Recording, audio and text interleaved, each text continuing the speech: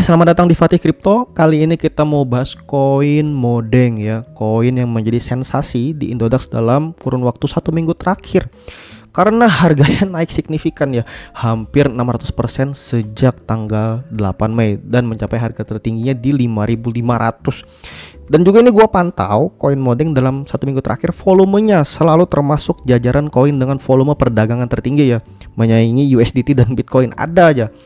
Tapi yang menjadi perhatian gua di sini ya, dalam 3 hari terakhir koinnya malah ngedam ya, dan sekarang berada di harga 2.900. Ini teman-teman lihat ya, ada 3 batang merah dalam 3 hari ke belakang ya. Ini merah ini pasti ada yang beli nih, ada yang nyangkut nih pasti dari 3 batang ini ya. Makanya coba ini kita ukur nih, kalau naiknya 600, kalau turunnya berapa persen nih udah. Sampai per hari sekarang wah sudah 47% dalam juga. Makanya video ini gue khususkan untuk teman-teman pertama yang udah beli di harga di bawah 2.900 ya, artinya udah untung, udah profit ya, dan bertanya, "Bang, ini saat yang tepat buat jual kapan gitu loh? Apakah masih bisa naik lagi, masih bisa balik lagi sehingga gua bisa mendapatkan untung yang lebih apa enggak gitu loh?" Dan juga yang kedua, untuk teman-teman yang beli di atas harga 2.900 atau yang masih nyangkut ya, atau beli di harga pucuk dan bertanya juga nih, "Bang, ini harganya bisa balik lagi nggak sih ke 5.000 atau berapa ribu, masih bisa naik lagi sih? Atau ini gua cut loss aja Bang biar nggak makin nyongsep." Nah, makanya kita akan bahas semuanya di sini secara detail dan jelas agar semua tipe penonton, semua yang lihat video ini bisa mendapatkan manfaatnya. Dan juga di video ini gua akan ngajarin cara ampuh atau cara gacor untuk nge-screening koin dengan market cap rendah yang mana berpotensi untuk naik ya, terutama koin yang berada di ekosistem Solana ya. Ini tipsnya emang simple ya, tipsnya emang simple, tetapi banyak orang yang nggak tahu, banyak orang yang nggak ngeh sehingga ngelewatin koin-koin yang berpotensi naik. Nah, ini akan kita bahas dengan contoh kasus koin Modeng ya, jadi simak bener-bener nih. Oke, jadi pertama teman-teman harus paham ya, di sini koin Modeng adalah koin meme ya, atau koin lucu-lucuan, koin komunitas, koin hype. Jadi ini gue ceritain singkat nih. Jadi Modeng itu ya, ini kalau kita buka websitenya modengsol.com, Modeng itu adalah kudanil kerdil yang berasal dari Thailand, yang mana dia itu baru viral pada September 2024 kemarin. Ini kalau kita lihat dia first mintingnya emang September 2024 ya, dibikin oleh komunitas. Nih kalau kita lihat tokenomicsnya, our tokenomics are simple ya. Total supply-nya 989 juta. Dia bahkan nggak ngejelasin pembagiannya buat developer berapa, buat komunitas berapa, nggak ada. Jadi ini sangat simpel banget nih. Jadi ini bener-bener kudanil kerdil ya, yang mana ini hype banget kalau di Twitter beberapa waktu lalu. Banyak banget orang yang ngepost mengenai Modeng ini.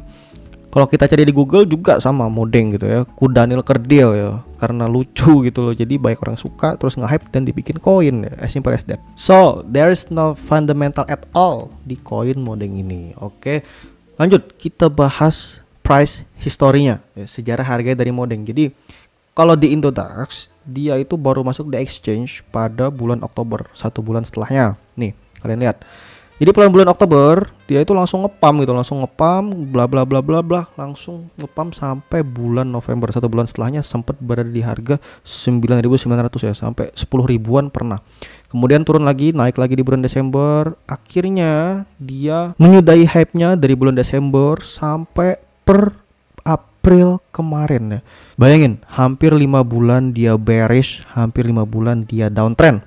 Artinya banyak orang dah nyangkut juga dari tahun kemarin yang sudah beli di atas harga 2.900 ini ya, kalian bayangkan. Oke, lanjut. Jadi teman-teman silakan fokus ke buletan kuning di sini, ke lingkaran kuning atau orange di sini ya. Ini terjadi di sekitar tanggal 17 sampai 24 April ya, dan ini diiringi oleh volume harga yang naik juga.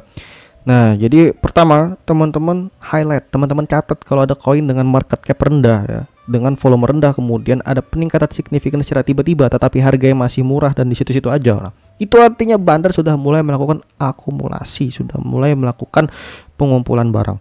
Nah, kemudian dari sini kita akan validasi lagi. Kita cek explorernya yang ada di Solscan.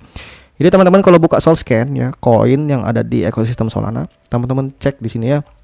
buka bagian analytics, fokus ke token DEX trading. Di sini ada batang merah dan batang biru ya. Kalau batang merah itu total sell volume, total volume jual. Kalau warna batang biru ini total buy volume, total volume beli. Secara simpelnya, secara sederhananya, ketika suatu barang banyak yang jual, artinya harga turun. Kalau barang banyak yang beli, maka harga naik. Nah, coba kita lihat di sini apakah ada korelasi atau hubungannya. Jadi teman-teman silakan fokus di tanggal 23 April di sini ya. Ini saya filter untuk 1 bulan ke belakang. Pada tanggal 23 April kemarin ada peningkatan volume secara signifikan ya, walaupun kecil tapi sebelumnya landai, kemudian ada boom. Langsung ada peningkatan perdagangan di sini ya. Jadi teman-teman lihat total sell volume ada 2,17 juta dolar dan total buy volume ada 2,24 juta dolar. Maka ini lebih banyak yang jual daripada yang beli ya. Nih, ini kita lihat lagi ke harganya. Ada korelasi apa enggak? Tanggal 23 ini kita zoom in. Nih, tanggal 23, 22 ada batang hijau ya, batang hijau nih. Jadi selaras gitu. Terus selanjutnya di sini volume perdagangannya emang menurun ya, total tradesnya emang menurun, tetapi volume pembelian tetap lebih banyak ya, sehingga harganya masih stabil naik dan sideways di sini. Nah, kemudian titik baliknya terjadi pada tanggal 8 Mei kemarin. Ini baru banget ya, 8 Mei. Tiba-tiba volume perdagangannya melingkat jadi 9.000, tiba-tiba jadi 45.000 ya. Angka yang beli lebih baik daripada yang jual. Kemudian dilanjutkan 1 hari setelahnya langsung 130.000 ya. Langsung banyak perdagangan di sini dari koin Modeng. Coba kita lihat tanggal 8 sama tanggal 9. Nih, tanggal 8 sama tanggal 9 ada batang hijau juga. Dilanjutkan beberapa hari setelahnya, puncaknya ini kita zoom in lagi ke 7 days. Puncaknya ini ada perbedaan di tanggal 14. Pada tanggal 14 volume yang jual jauh lebih banyak dari yang beli. Ini artinya apa? Ini artinya adalah tanda agar orang-orang yang sudah beli agar bisa segera cabut dari market tersebut ya. Artinya bandar sudah distribusi barang. Ketika paus sudah distribusi barang, silakan bisa cabut sebelum keuntungan kalian hilang, sebelum kalian nyangkut di koin itu. Soalnya guys, ini kalau kita lihat distribusinya atau pemilik token ya. Ini teman-teman lihat top 10 holders ya. 10 holder utama memiliki 45% dari koin tersebut. Artinya mayoritas memang dimiliki oleh bandar atau paus, sedangkan sisanya 54% dimiliki oleh others. Ini bisa gua bilang adalah retail. Jadi di sini emang setiap koin butuh bandar, setiap koin butuh paus untuk bisa menaikkan harga. Kalau satu koin nggak ada pausnya, harganya bisa gua jamin di situ-situ aja atau bahkan nggak bisa naik. Jadi kita perlu mengetahui kapan paus masuk, kapan pausnya keluar. Itu yang terpenting. Jadi teman-teman bakal gampang banget trade-nya, bakal gampang banget paham kondisi market gimana kalau hal simple ini bisa teman-teman pahami. Jadi jangan pernah asal beli karena FOMO, karena ikut-ikutan, oh harganya tinggi, barak diomongin komunitas. Kita tetap harus cross check fundamental, kemudian on change-nya, DEX tradingnya kayak apa, semua harus dicek. Oke, lanjut terakhir pembahasan teknikal ya. Jadi ini adalah saran terbaik dari gua untuk teman-teman yang memang sudah beli koin Modeng di bawah harga 2.900 ya. Jadi jangan lupa ketika koin yang teman-teman beli sudah naik ya, profitnya sudah jalan, jangan lupa pasang jaring order market. Maksudnya apa bang? Maksudnya adalah misal ketika koin ini sudah naik ke titik 3.000, maka teman-teman pasang take profit, jaring take profit ya, TP1, TP2, TP3. Jangan sampai nanti ketika koin sudah naik, misal naik 100% ya, misal teman-teman sudah beli di harga 2.500 kemudian naik ke 5.000, kemudian lupa jual harganya misal balik ke 2.000, jadi lupa jual, jadi rugi 20%. Jangan sampai gitu ya, malah rugi. Jadi kebanyakan kasus kayak gitu, sering kali saya lihat seperti itu. Teman-teman udah beli, udah untung, gak pasang jaring order market untuk take profit, akhirnya malah jadi balik rugi ya, konyol kayak gitu.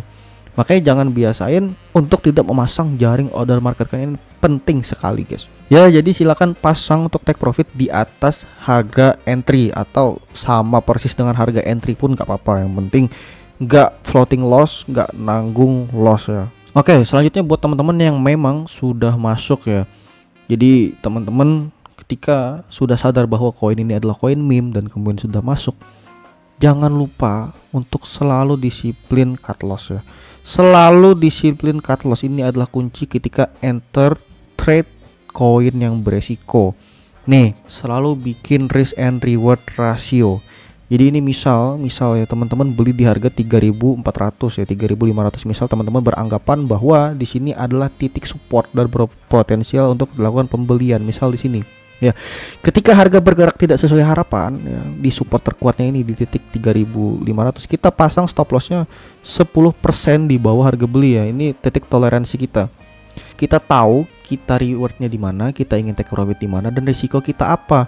Jangan sampai kita cuman mikirin rewardnya doang, kita mikirin harga bakal naik sesuai harapan kita doang. Jangan sampai. Kenapa? Karena untuk recover itu berat teman-teman. Ini adalah tabel recover dari persentase loss ya. Contoh teman-teman loss 10%, maka untuk balik modal atau balik ke break even point itu teman-teman harus mendapatkan kenaikan 11%. Begitu seterusnya nih. Misal teman-teman loss sampai 50%, maka teman-teman harus mencari 100% kenaikan loh. Yang mana kalau naik 10-20% aja itu terasa berat, harus menunggu beberapa lama, beberapa bulan, apalagi untuk menunggu kenaikan 100%. Itu bisa gue katakan sulit ya, bahkan sangat sulit. Apalagi teman-teman yang sampai loss 80%. Wah, itu kalau mau balik modalnya itu harus nyari kenaikan 400% dari penurunan harga. Itu luar biasa sekali. Makanya jangan sampai teman-teman entry suatu trade tanpa stop loss ya, tanpa nge-cut loss koin-koin yang memang sudah tidak sesuai skenario, daripada harus menanggung kerugian yang berpuluh-puluh persen tersebut dan jadi susah balik lagi naiknya ya. Makanya kadang saya suka heran gitu loh ketika ada orang-orang yang memang nge-hold suatu koin, beli nih ya, beli kemudian tanpa stop loss, kemudian loss berapa puluh persen dibiarin berharap naik.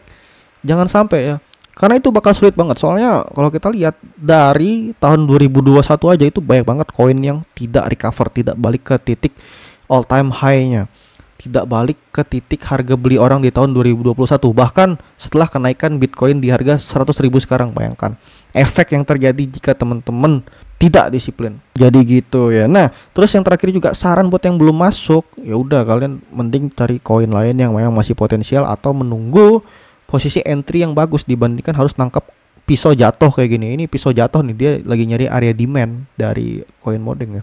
Area demandnya di mana ya? Area beli, area supportnya di mana aja, yaitu di 2.500 sama 1.800. Ini dalam banget, ini dalam banget jujur.